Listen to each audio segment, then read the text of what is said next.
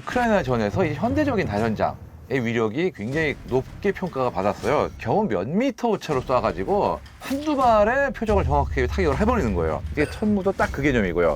천무 같은 경우는 탄을 여러 발을 한 박스로 묶어가지고 이 포드 방식 덕분에 여러 종류의 탄을 쓸 수 있을 뿐 아니라 굉장히 빨리 재장전을 할 수 있고 불과 몇 분 안에. 다목적이네요. 정말 다목적이죠. 예.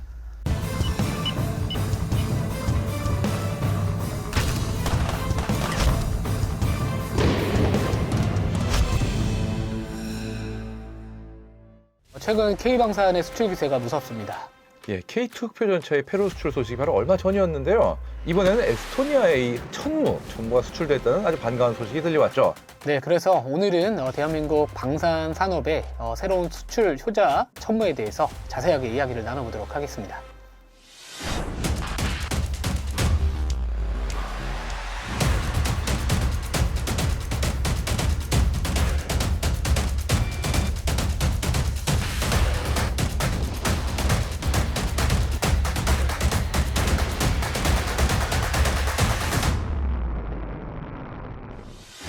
지난 12월 20일 체결된 에스토니아 이 천무 도입 계약은 G2G 즉 정부 간 계약이라고 하는데 자세한 내용 한번 말씀 주시면 좋을 것 같습니다.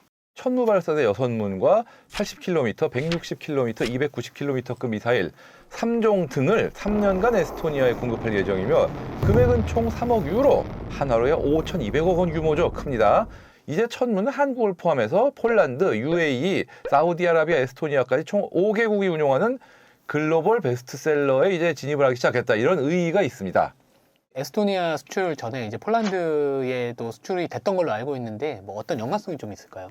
폴란드가 샀으니까 사는 겁니다. 폴란드의 운용 실적을 보고 역시 이걸 사는 게 좋겠다라고 판단했으니까 산 거지. 만약에 폴란드가 한국 무기 특히 천무를 산 적이 없으면은 에스토니아가 살 가능성 굉장히 낮아요.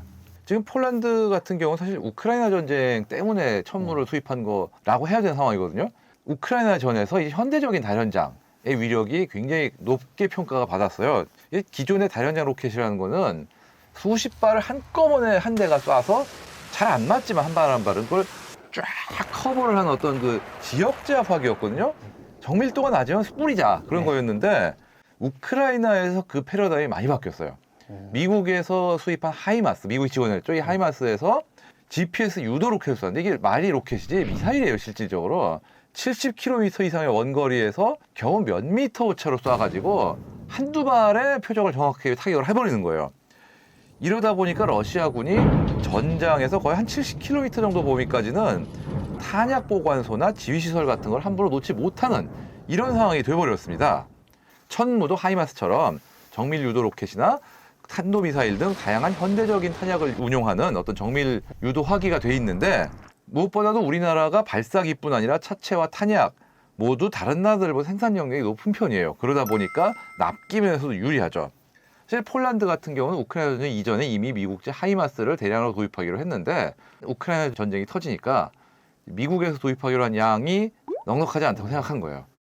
근데 문제는 미국에서 추가 도입하자니 그쪽의 생산 역량이 그러지 않아도 여러 나라에 수출을 해야 되는데 폴란드만 맞춰주기가 힘든 거예요. 그래서 허겁지겁 찾다 보니까 지구 반대편에 이런 나라가 있네 라고 해서 지금 천무를 딱 도입하면서 이제 폴란드가 하이마스와 천무를 동시에 운용하기로 한 거죠.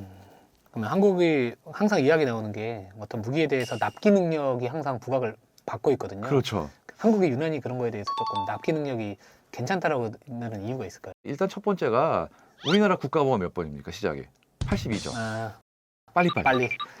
빨리빨리의 민족인 것도 있지만 사실은 이게 우리나라는 그동안 군대 규모가 크다 보니까 납품하는 장비가 양이 많고 그러다 보니 생산 라인 자체가 비교적 여유 있게 만들어지는 편이 한마디로 많이 만들 수 있게 그런 상황인데 외국에서 주문이 오니까 이 라인을 살려가지고 빨리빨리 만들 수가 있는 거죠. 그 아까 말씀하셨던 게 이제 미국의 하이마스. 그렇죠. 하이마스 관련해서 이제 제일 유명하다라고 이제 잘 알려져 있겠죠. 당연히 미국 거니까. 그렇죠. 예. 메이드 인 USA니까. 근데 왜 지금 전 세계 국가들이 그 미국 거 말고도 우리나라 같은 이 천무 같은 무기들을 왜 관심을 갖기 시작을 했는지 한번 궁금하거든요. 사실 이 트럭 탑재 다연장이라는 게 역사 자체가 오래됐지만 정밀 유도 탄약을 주로 사용하는 현대화된 시스템은 미국의 하이마스가 대표적이었어요. 그래서 실제로 수요가 전 세계적으로 늘어났는데 몇 가지 면에서 문제가 있어요. 하이마스는 미국이 그 생산 능력을 그 수요만큼 못 받쳐갑니다. 그러다 보니까 주문이 너무 밀려가지고 납기가 밀려 있는 상황. 게다가 미국 같은 경우는 수출 통제가 까다롭다 보니까 허가를 받는 과정도 꽤 길고 까다로워요. 그렇기 때문에 긴급하게 도입해야 되는 나라들한테는 아무래도 좀 문제가 발생하는 거였죠. 그 상황에서 우크라이나전 직전부터 나름 각광을 받았던 게 이스라엘의 PULS예요. 이 하이마스가 어떤 납기를 좀 지연되고 이런 상황에서 틈새를 파고든 거죠. 재원 좋고 성능 좋고 괜찮긴 한데 중동에 수출할 땐 치명적인 문제가 있어요. 이스라엘제라는 그 자체. 사실 아랍 국가들 입장에서 이스라엘제 무기를 수입하는 게 쉽지가 않거든요. 그런 상황에서 충분히 비교할 만한 체계인 천무. 확실히 매력적으로 보일 수 있죠. 하이마스하고 비교했었을 때 그 천무가 가지는 핵심 강점이 어떤 것들이 있을까요? 천무 같은 경우는 우선 하이마스하고 비교했을 때 탑재 탄약 숫자가 2배입니다.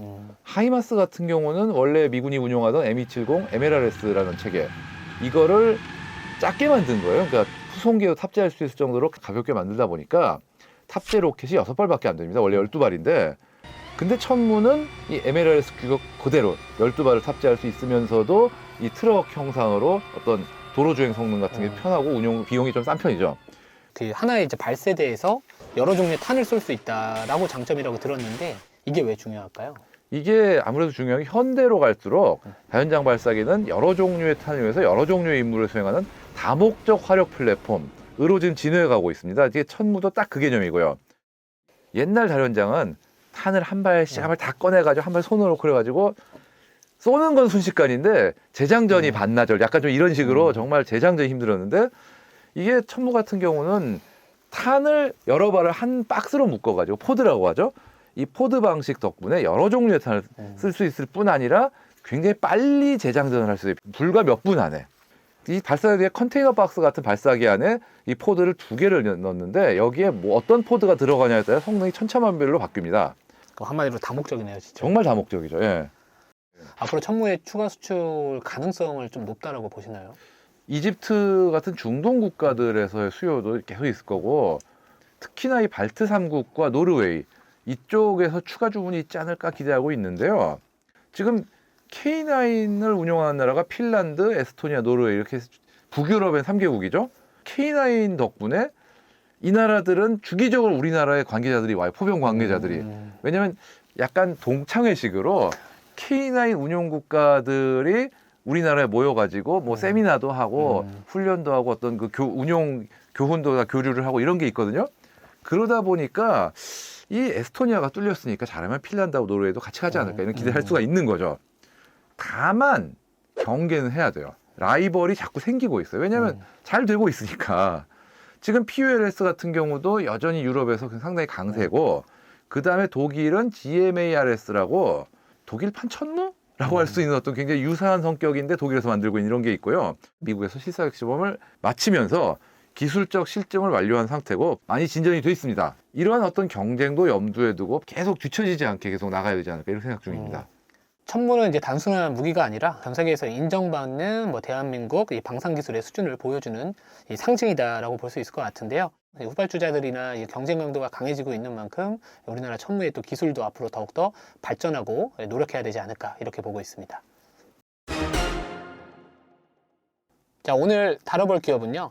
자, STX 엔진이라는 기업에 대해서 이제 말씀을 드릴 거고요. 자, 먼저 이제 그 STX 엔진 같은 경우에는 단순한 엔진 제조사를 넘어가지고 이 K방산, 특히나 이 수출 자립화를 상징하는 기업으로 이제 빠르게 변모하고 있는 기업이다라고 보시면 좋을 것 같습니다. 이 천무 같은 경우에는 이 핵심 부품이나 이런 국산화율이 상당히 높다라는 그 장점이 있는데, 자, 이 STX 엔진 또한 독자적 수출 경쟁력을 확보할 수 있다라는 겁니다. 자, 이전에는 우리나라 이런 엔진, 뭐 K2 전차도 마찬가지로 이제 이 외국산 엔진을 쓰다 보니까 어떤 이런 외국산 기술, 이 외국 기술에 의존하기 때문에 결국에 수출을 하려고 했었을 때 뭐 독일 당국의 어떤 정부 승인을 받아야 되고 그런 것들이 필수적이었지만 이제 STX 엔진 같은 경우에는 최근 전자제어식 디젤 엔진 국산화에 성공을 하면서 이제 제3국의 간섭 없이 자, 우리가 자유롭게 수출이 가능해졌다. 이 부분이 이제 포커스를 잡아야 되지 않을까라고 보시면 좋을 것 같습니다. 자, 그래서 국산화 엔진을 탑재를 했었을 때,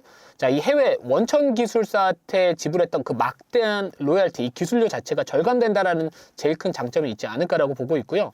그렇게 되면은 단순 매출 증대뿐만 아니라 이런 어떤 영업이익률, 즉 수익성에서의 어떤 획기적인 개선 효과를 좀 기대해 볼 수 있지 않을까, 이렇게 우리가 포인트를 잡아 볼 수 있을 것 같습니다. 자, 그리고 사실 이 조선 섹터 쪽에서도 수혜를 받을 수 있는 이 기업 중에 하나입니다. 선박 한 척당 일반적으로 통상 3대에서 4대 정도의 발전기용 이 엔진이 들어가는데, 자, 이 STX 엔진 같은 경우에도 이 분야에서 또 독보적인 점유율을 보유를 하고 있습니다. 또 이 기업이 이제 성장을 하려면 또 다른 또 먹거리가 필요하겠죠. 그 신규 성장 동력 같은 경우에는 해양감시 레이더 관련해가지고도 동사가 이제 독자 개발했던 부분들이 좀 있습니다. 그래서 기존에 좀 오래됐던 노후화된 장비를 대체하는 대규모 사업이다라는 측면, 특히나 전자지능 분야에서의 매출 다변화를 좀 가능케 한다라는 장점은 우리가 앞으로 동사의 또 새로운 성장 동력으로 한번 생각해 볼 수 있지 않을까, 이렇게 말씀을 드리도록 하겠습니다.